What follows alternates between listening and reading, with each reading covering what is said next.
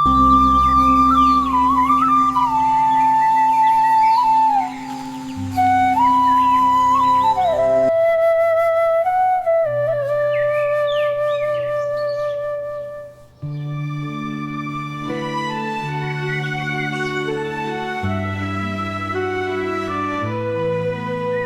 ভাই, একটা চা দিও তো। সারাদিনের কামের পরে একটু চা না হইলে চলে। আহ, তোমার হাতের চাটা যেন শান্তির পরশ বুলায়। এইটা না খাইলে দিনটাই অসম্পূর্ণ রয়ে যায়। আরে ভাই, আসো আসো, বইসো এখানে, একটু জিরান দাও। আমি পানি বসাইছি তো, ওটা ভালো করে গরম হইয়া নিক। গরম পানি হইলে শরীরটা তাজা লাগে, বুঝলা? সারাদিনের কামকাইজ কইরা আইসো, এইবার আরামে বইসো। আচ্ছা, তাড়াতাড়ি দাও ভাই, মাঠে অনেক কামকাজ রাইখা আইছি যে। বেলা তো আর বইয়া থাকে না, হু হু কইরা চইলা যায়। কামের ভাকে একটু জিরান নিবার আইছি, বুঝলা? চা খাইয়াই আবার যাইতে হইব। লোকটারে আমাগো গ্রামে নতুন দেখতাছি, দেখা তো মনে হইতাছে অনেক বড় লোক, মনে হইতাছে অনেক দূর থাইকে আইছে। লগে দেখি একটা গাড়িও আছে। একবার ভাবছিলাম জিগামু নাকি কি কাম করেন। না থাক, জিগাইলে যদি কিছু মনে করে, তবুও কেমন খচখচ করতাছে মনের মধ্যে। না, জিগাইয়াই দেখি। এই যে ভাই, শুনছেন? আপনি কি কাম করেন?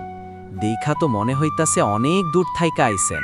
হ্যাঁ ভাই, শহর থেকে আইছি। আপনাদের এই গায়ে আসা হইছে একটা কামের জন্যে। শুনলাম আপনারা সকগুলে মিলে এমপি সাহেবের কাছে দরবার করছিলেন, একটা আশ্রয় কেন্দ্র হবে এইখানে। কামটা খুব ভালো। সেই আশ্রয় কেন্দ্রটা কোন জায়গায় বানালে সুবিধা হয়, কি করলে ভালো হয়, সেইগুলো দেখা যাওয়ানোর দায়িত্ব আমার। এইটুকুই আমার কাজ। আপনাদের এইখানে আয়সা খুব ভালোই লাগতেছে। সবুজে ঘেরা, শান্ত পরিবেশ, মানুষগুলো সহজ সরল। এই আশ্রয় কেন্দ্রটা হইলে গায়ের মানুষের খুব উপকারে আইব। ও তাই?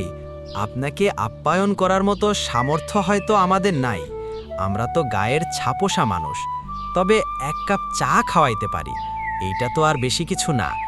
মতি ভাই, এই ভাইরে একটা চা দিও তো। গরম চাটা খাইলে একটু স্বস্তি লাগবো।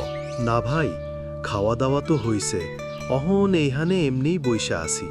খুব ভাল লাগতেছে এই খোলা মেলা জায়গাটা, চায়ের দিক একদম চুপচাপ, আর কি সুন্দর বাতাস, মনটা জুড়াইয়া যাইতেছে। এমনে বইসা বইসা খালি একটা কথাই মনে আইতেছে, এই গ্রামের মানুষের জীবনে কি যে শান্তি, তার কোনো শেষ নাই। শহরে জীবনে তো খালি দৌড়াদৌড়ি, চিন্তা আর ফিরা, কিন্তু এইখানে প্রকৃতির এই শান্ত ছায়ায় জীবনটা যেন থমকায়া যায়। আসলে গ্রামের মানুষের শান্তিটাই আসল শান্তি।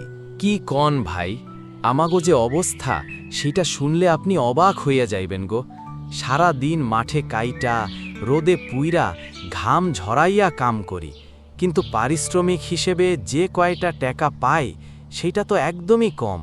তাও আবার কাম শেষ হওয়ার 2-3 দিন পরে সেই টাকা হাতে আহে। এই কয়টা দিন চলুম কেমনে, সেই চিন্তা করতে করতেই জান বাইর হইয়া যায়।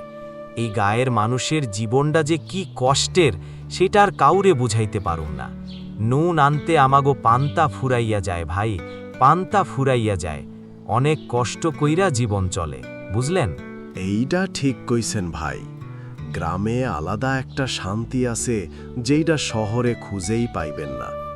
এই যে সবুজ গাছপালা, পাখির ডাক, মনটা এমনিতেই জুড়াইয়া যায়।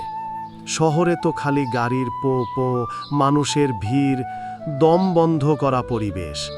আর গ্রামে খোলা জায়গা, তাজা বাতাস, এই আরামটা অন্য কোথাও পাইবেন না। এই জন্যই তো মনটা এইখানে শান্তি খুঁজে পায়। তবে ভাই, একটা কথা ঠিক, আপনাদের কাজও যে খুব সোজা তা না।